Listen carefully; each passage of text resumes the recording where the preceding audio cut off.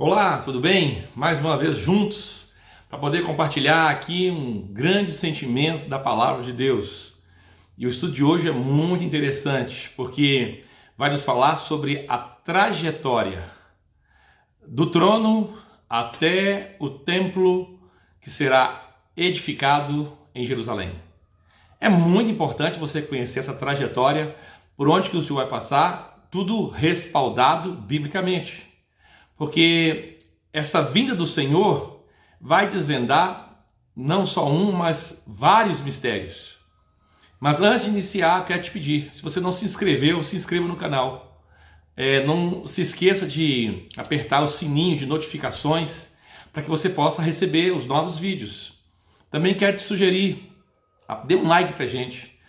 Os outros vídeos, se você esqueceu de dar o like, vai lá, aperta, dê um like lá, nos ajude para que o nosso canal possa crescer, né? Se inscrever e apertar o sininho de notificações é uma vez só, tá certo, pessoal? Então vamos lá.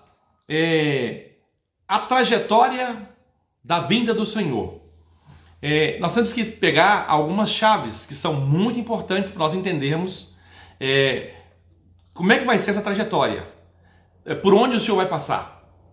Então veja bem, quando você lê a palavra do Senhor, lá em Atos capítulo 1, do versículo 9 ao versículo 12, quando o Senhor ele está ascendendo aos céus, no Monte das Oliveiras, junto com os discípulos, depois de 50 dias da sua morte, a gente ouve ali palavras que são muito importantes, vindo da parte daqueles dois varões que dizem assim: varões galileus, por que estáis assim apercebidos? Porque da mesma forma como vistes o vosso Senhor subir ao céu, será a mesma forma como ele virá.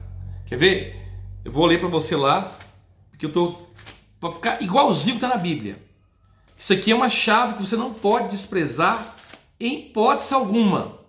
Porque da mesma forma como ele subiu, dito essas palavras, foi ele levado às alturas, à vista deles, e uma nuvem o encobriu dos seus olhos. E estando eles com os olhos fitos no céu, enquanto Jesus subia, eis que dois varões vestidos de branco se puseram ao lado deles e lhe disseram: varões galileus, por que estáis olhando para as alturas? Esse Jesus que dentre vós foi assunto aos céus, virá do modo como viste subir. Aqui virá do modo como viste subir. Então como é que foi essa ida do Senhor até os céus? Isso é muito importante. Bom, ponto A, ele estava no Monte das Oliveiras, ergueu-se ao céu, eles olhavam para cima, eles estavam vendo o Senhor subindo, de repente veio o quê? Uma nuvem, e aquela nuvem o encobriu. Depois que a nuvem encobre o Senhor, eles não veem mais, e dali o Senhor vai para onde? Para o trono. Se você me perguntar assim, qual é o texto que nos mostra a chegada do Senhor no trono? Quando o Senhor ele é coroado Cristo e Rei e Senhor, né? O Salmo 133 se cumpre ali, né? O óleo é derramado sobre a cabeça, desce pelas suas orlas, e nós temos o quê? O Espírito sendo derramado sobre os cristãos no Pentecoste. É o Salmo 133 se cumprindo logo após a ascensão do Senhor. Então veja bem, qual que é o texto que mostra isso? Apocalipse capítulo 5. Capítulo 5 tem 3 tempos, mas tem um tempo que se refere à chegada do Senhor lá diante do trono. Isso é muito importante. Vamos ler lá, capítulo 5. Porque isso tem que ficar gravado. Você tem que estar bem consciente dessa questão. Porque se você quer desvendar os outros mistérios. Olha só, capítulo 5, leia o versículo 5 até o versículo 7. Diz assim: todavia um dos anciãos me disse: não chores, eis que o leão da tribo de Judá, a raiz de Davi, venceu para abrir o livro e os seus 7 selos. Então vi no meio do trono e dos 4 seres viventes, e entre os anciãos, de pé, um cordeiro como tendo sido morto. Ele tinha 7 chifres, bem como são 7 olhos, que são 7 Espíritos de Deus enviados por toda a terra. Isso aqui já é o Pentecostes, tá vendo? Veio, pois, tomou o livro da mão direita daquele que estava sentado no trono. Ok. Então quando o Senhor chega, né, ele se assenta no trono. Você vê que Estevão viu lá o Senhor assentado à direita de Deus Pai. Ele pega o livro, um livro que tem 7 selos, né, e ele vai começar a desatar esses selos. Esse livro registra toda a história, ou melhor, é a escritura do universo, né? Então quando ele abre esse livro, o programa cronológico de Deus começa a se cumprir. Então veja bem, relembrando, Monte das Oliveiras, do Monte das Oliveiras para os ares, veio uma nuvem e o cobriu, e ele foi para o trono. Como é que ele vai voltar? Do trono para os ares, né? A Bíblia fala que, vamos ler os textos aqui que mostram o Senhor nos ares, sobre as nuvens. Dos ares, ele vem para os Monte das Oliveiras. Está lá em Zacarias capítulo 14, versículo do 1 ao 5. Ele vai... E do Monte das Oliveiras ele vai vir e entrar no templo, de acordo com Ezequiel capítulo 43. E assentar no trono do templo. Então isso é importante. Mas o que a gente vai aprender aqui agora? Que tem muitos mistérios acontecendo aqui nessa questão. Muitos mistérios. E nós precisamos entender. Então vamos ler os textos que mostram como é que vai ser a vinda do Senhor. Se eu perguntar para você assim, os vivos que serão arrebatados, guarde bem essa expressão, e os mortos que serão ressuscitados, onde eles encontrarão com o Senhor de acordo com a palavra de Deus? Um texto que você conhece. Você vai ler, vamos ler esses textos agora. Quer ver? Vamos ver Apocalipse 1:7. Vamos ver se está de acordo, se o Senhor, do trono para os ares, dos ares para a terra. Vamos ver lá. Apocalipse capítulo 1, versículo 7. Por que eu estou falando isso? Porque o anjo falou, os dois varões falaram, os dois varões falaram. Varões galileus, do mesmo modo como vistes o Senhor subir, é o modo como ele vai descer. Isso é uma chave de interpretação. Você vai entender por quê. Olha só, versículo 1, capítulo 1, versículo 7. Eis que venho com as nuvens, e todo olho verá, até quanto os transpassaram, e todas as tribos da terra se lamentarão sobre ele. Certamente, amém. Quando falo das tribos da terra aqui, não pensa que é a tribo da África, não. A Bíblia só conhece as tribos, as 12 tribos. Então aqui refere-se ao povo de Israel. E até mesmo os que o transpassaram, o povo de Israel. Isso dá certinho com Zacarias capítulo 12, né? Então, eles vão reconhecer. Essas tribos aqui vão reconhecer. As tribos da terra se lamentarão. Por quê? Porque descobrirão que crucificaram o próprio Messias. Isso é muito importante a gente entender. Tá certo? Agora veja bem, para a gente compreender bem essa questão aqui, para ficar bem claro. Apocalipse 14:14 vai falar também a mesma coisa. O Senhor vindo sobre os ares. 14:14. Olhei e eis uma nuvem branca. Olha a nuvem de novo. Lembra quando ele foi, uma nuvem o encobriu? Uma nuvem branca. E sentado sobre a nuvem, um semelhante ao filho do homem, tendo na cabeça uma coroa de ouro e na mão uma foice afiada. A coroa de ouro é que está vindo reinar, de acordo com Apocalipse 5:10, ou de acordo com Apocalipse 11:15, que fala que o Senhor reinará sobre a terra, né? Ezequiel 43 também mostra que o Senhor vai reinar, aquela profecia lá mostra claramente. E também Apocalipse 11:15, que fala que os reinos do mundo vieram a ser de nosso Senhor Jesus Cristo. Ok? Pois bem, então aqui mostra que ele vai vir também sobre as nuvens. Agora eu vou ler mais um texto, que é muito importante, que se encontra lá em Tessalonicenses capítulo 4, versículos 16 e 17. E aí nós vamos ter o desvendar desse mistério. Tessalonicenses, capítulo de número 4 da palavra do Senhor, verso de número 16 e 17. Olha que coisa interessante. Isso aqui é muito importante. Porquanto o Senhor mesmo, dada a sua palavra de ordem, ouvida a voz do arcanjo e ressoada a trombeta de Deus, descerá dos céus. Guarda essa frase. Descerá dos céus. Leia aí, isso aí está na sua Bíblia. Descerá dos céus. Ou seja, se ele descerá dos céus, são dos 3 céus. Se falasse descerá do céu, seria do terceiro céu. Porque o céu é o terceiro céu. Fosse só céus, poderia ser o primeiro e o segundo. Mas aqui a gente sabe que ele vai descer dos céus. E você vai ver lá em Zacarias 14, versículo 1 ao 5, que ele vai pisar lá no Monte das Oliveiras. Porque como ele foi, ele vai voltar. Ele foi do Monte das Oliveiras. Então aqui é uma chave. Descerá dos céus. E os mortos em Cristo ressuscitarão primeiro. O que acontecerá com os mortos? Ressuscitarão primeiro. Depois, nós, os vivos aqui ficarmos, seremos arrebatados juntamente com ele entre as nuvens, para o encontro com o Senhor nos ares. Então veja bem, onde vai ser o encontro dos mortos e dos vivos? Nos ares. Então veja bem, o Senhor desce do céu. Guarda bem essa questão. Vem do trono para as nuvens. A pergunta que eu te faço é a seguinte: isso aqui é no final da grande tribulação, onde temos lá acontecimentos como que o Senhor irá salvar Israel, está no final da grande tribulação.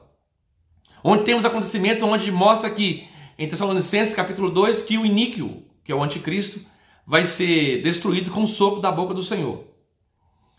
Onde tem N acontecimentos que mostram que o Senhor vai entrar no templo, esse templo que vai ser reedificado.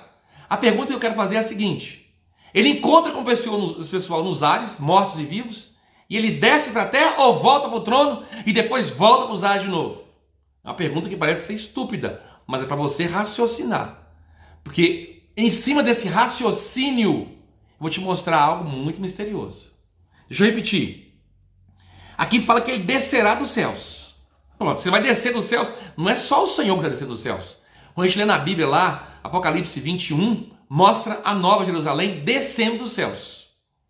Está descendo, né? A gente está querendo ir para o céu, mas mostra que o Senhor está descendo do céu e que a Nova Jerusalém vai descer dos céus. Ok. Então a pergunta que se faz é a seguinte: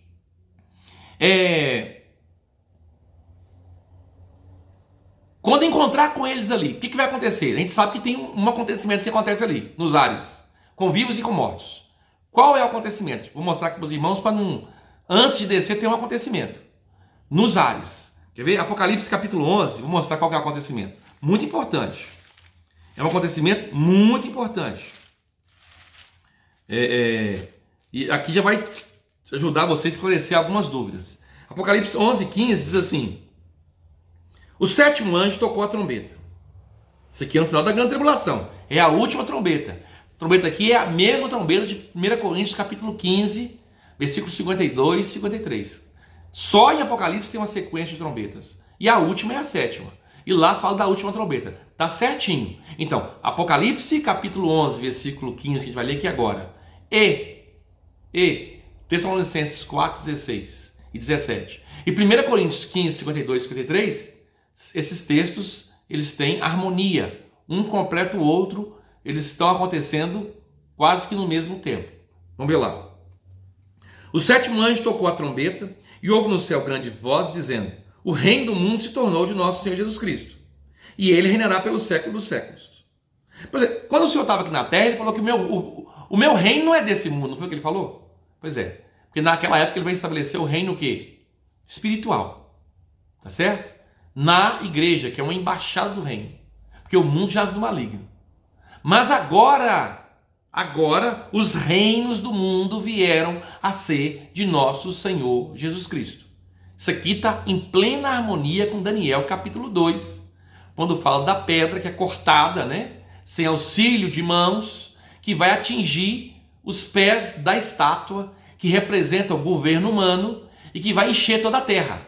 O reino messiânico prometido ao descendente de Davi, que é o Senhor, Davi celestial. Está em plena harmonia. Os judeus aguardam esse reino já há milhares de anos, tá certo? Então os reinos do mundo vieram a ser de nosso Senhor Jesus Cristo. E diz assim: e ele reinará pelos séculos dos séculos. E os 24 anciãos que se encontram sentados no seu trono, diante de Deus, prostraram-se sobre o seu rosto e adoraram a Deus, dizendo: graças te damos, Senhor Deus Todo-Poderoso, que és, que eras, porque assumiste teu grande poder e passaste a reinar. Na verdade, as nações se enfureceram, chegou, porém, a tua ira e o tempo determinado para serem julgados os mortos e para se dar o galardão aos teus servos, os profetas, os santos e os que temem o teu nome, tanto os pequenos como os grandes, e para destruir os que destroem a terra. Então nós sabemos que nos ares vai ter o tribunal de Cristo. Eu sei que muitas pessoas pensam que vai ter só um julgamento, né? Quando você lê lá em João capítulo 5, versículo 24, que diz assim: em verdade vos digo, aquele que ouve a minha palavra e crê naquele que me enviou, tem a vida eterna. E passou da morte para a vida, e não entra em condenação ou em juízo. Juízo ali, a palavra é tronos, né? Está falando do juízo final. O tribunal de Cristo, todo cristão vai participar. 2 Coríntios capítulo 5, versículo 10, Paulo fala: convenha que todos nós compareçamos perante o tribunal de Cristo, para que cada um possa mostrar o bem ou o mal que tiver feito através do corpo. E a palavra para tribunal ali no grego é bena, é reunião de família. É saber se você trouxe honra ou vergonha para o nome da família através da sua conduta. Tá vendo? Ali é o mesmo texto que está escrito ali em 1 Coríntios capítulo 3, do versículo 11 ao 15, né, que fala sobre 6 tipos de obras, em 2 categorias: ouro, prata, pedras preciosas. Aqui são obras que agradam a Deus. Eu vou explicar isso num outro vídeo. Madeira, palha e feno, que são obras que desagradam a Deus e que são queimadas pelo fogo. A questão toda aqui é o seguinte: ninguém recebe galardão nessa vida a não ser no tribunal de Cristo. Ou seja, Deus não vai te recompensar pelo que você faz nessa vida. Aí você fala assim: não, peraí, mas a Bíblia fala que quem larga pai e mãe tem pais e casas 10 vezes mais. Isso é verdade, mas essas bênçãos são temporárias, elas não são eternas. As nossas bênçãos são celestiais e são eternas, e são os lugares celestiais. Tem que guardar bem isso. E em relação às bênçãos temporárias, o que a Bíblia fala? Não atentamos nós para as coisas temporárias ou terrenas, né? Porque elas passam. Então eu estou falando aqui de bênçãos celestiais, aquelas que são realmente nossas. Então, isso vai ser no tribunal de Cristo, antes deles descerem. Porque o pessoal que receber coroa, né? Ou seja, a Bíblia fala sobre 5 tipos de coroas: coroa da glória, coroa da justiça, coroa da incorruptibilidade, coroa da alegria, né? E coroa da vida. Coroa significa algo, um reino, né? A Bíblia fala também que aquele que vencer, em Apocalipse 3, 21, sentará comigo no meu trono.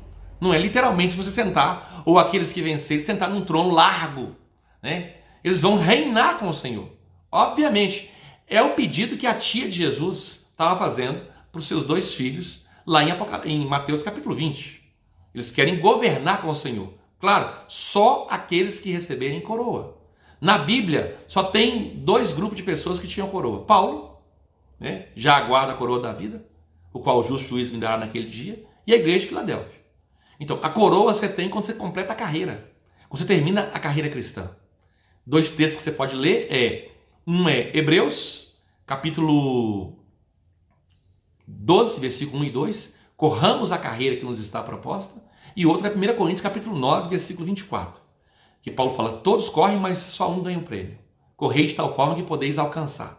Isso aqui é a vida cristã, é cumprir todo o propósito de Deus na sua vida, tá certo? Então veja bem, nós estamos iniciando agora essa parte da trajetória, né? Isso aqui é um assunto fantástico.